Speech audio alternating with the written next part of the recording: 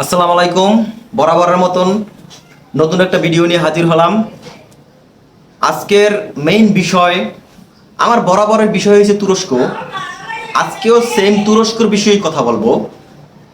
আসলে যেই বিষয়টা নিয়ে কথা বলতে চাই বারবার, একই বিষয় বলতে কি, একই ক্যাটাগরির বিষয় নিয়ে কথা বলতে আমারও ভালো লাগে না। কিন্তু মানুষকে সচেতন করা এটা আমার একটা নৈতিক দায়িত্ব। যেহেতু আমি এই বিষয়ে জানি, খোঁজখবর রাখি, সেক্ষেত্রে আমি কিন্তু এই বিষয়ে মানুষকে সচেতন করার আমার একটা নৈতিক দায়িত্ব মনে করি। কারণ আমার সমাজ, আমার যে বেড়ে ওঠা সবসময় নৈতিকতা। তো আমি যে বিষয় নিয়ে কথা বলবো খুবই গুরুত্বপূর্ণ। আপনারা দয়া করে পুরো ভিডিওটি দেখবেন। কারণ পুরো ভিডিওটি যদি আপনি না দেখেন তাহলে কিন্তু আপনি বুঝতে পারবেন না আসলে বিষয়গুলো কোথায় কি। একটু সিলিং কারণেও আপনি কিন্তু অনেক কিছু মিস্টেক করে যেতে পারেন। তো কথা না বাড়াই আমি মেইন ভিডিওতে চলে যাই। আপনারা কিন্তু সাবস্ক্রাইব করবেন, শেয়ার করবেন, কারণ আপনার একটা শেয়ারে আর একজন কিন্তু সচেতন হতে পারে।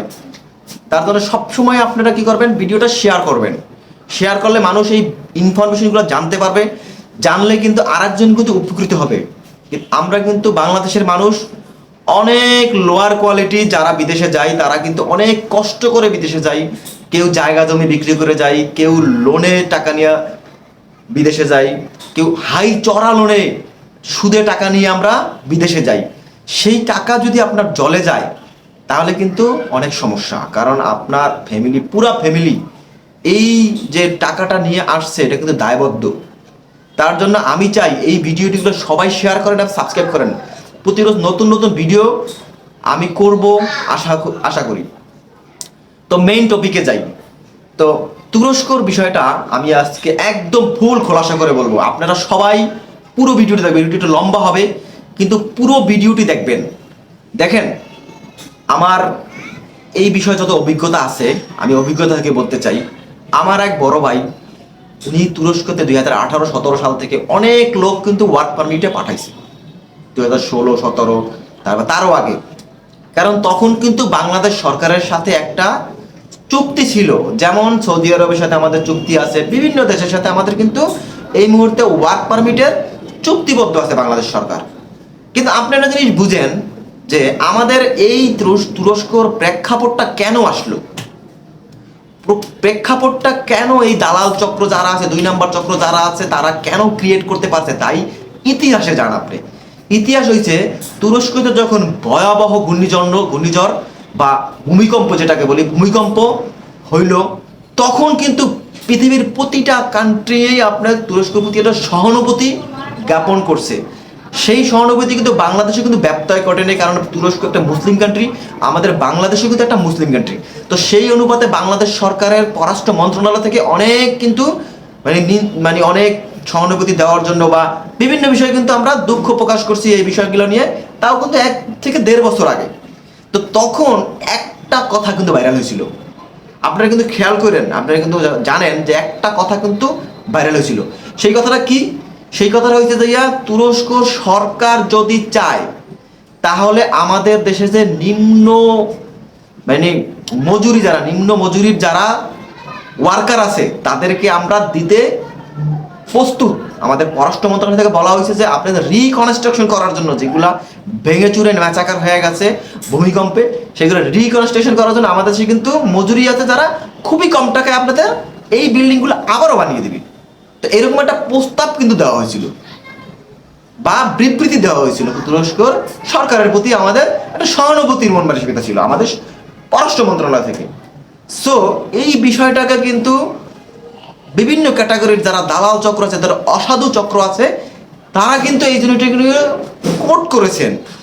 কোট করে কি করছে তারা, গত 1 বছর আগে, 2 বছর আগে সেই ভূমিকম্প, গত 1 বছর আগে তারা চিন্তা করলো যে একটা জিনিস সরকারের পক্ষ থেকে করতে প্রায় 6-7 মাস লাগে। তো এই সময়টা এখন চলে আসছে।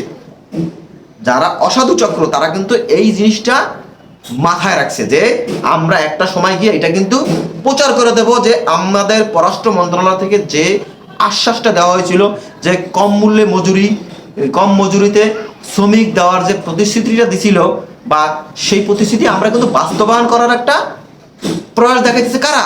অসাধু চক্র। কিন্তু বাংলাদেশ সরকার গভর্নমেন্ট কর্তৃক কিন্তু কোনো এরকম কোনো চুক্তি কিন্তু আমাদের পররাষ্ট্র মন্ত্রণালয়ের কাছ স্বরাষ্ট্র মন্ত্রণালয় থেকে তুরস্কের পররাষ্ট্র দপ্তরে কোনো রকম এরকম কোনো চুক্তি কিন্তু হয়নি, বুঝতে পারছেন?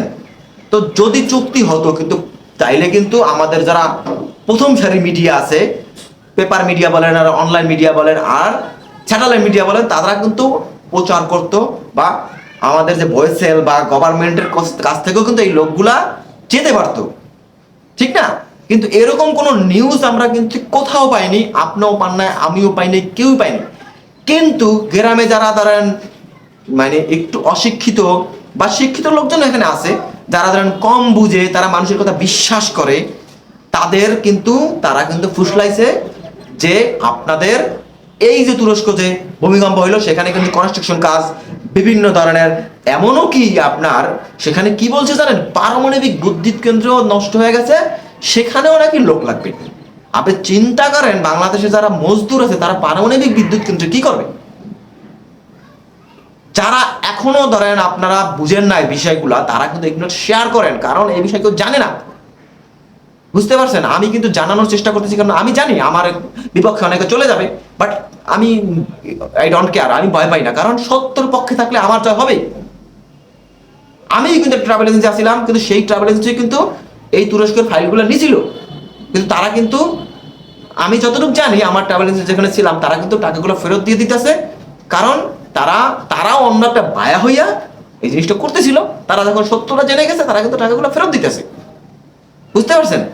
তো আপনারা যারা এখনো সচেতন হইতেছেন না, সেই নিউজে এখনো ভর করে অনেকেই টাকা দিতেছেন, আমি শুনছি যে সেই নিউজের উপরে ভর করে আজকে 1 বছর হয়েছে যারা টাকা জমা দিয়ে আছে, তারা কিন্তু এখন পর্যন্ত ভিসা পায়নি, বুঝতে পারছেন? যে সবগুলো দেখানো যে সব ফেক ভিসা। তো আপনারা কিন্তু শেয়ার করবেন, আজকে ভিডিওটা কিন্তু অনেক লম্বা করবো না, আরো পরবর্তীতে ভিডিও করব, এই ভিডিও কিন্তু আবার আসবে, আর আমার পিছনে কিন্তু অনেক এই রিলেটেড ভিডিও আছে, আপনারা চাইলে দেখে আসতে পারেন। তো এই ভিডিওটা অবশ্যই লম্বা করবো না। আল্লাহ হাফেজ। আজকের মতন শেয়ার করবেন, সাবস্ক্রাইব করবেন। আল্লাহ হাফেজ।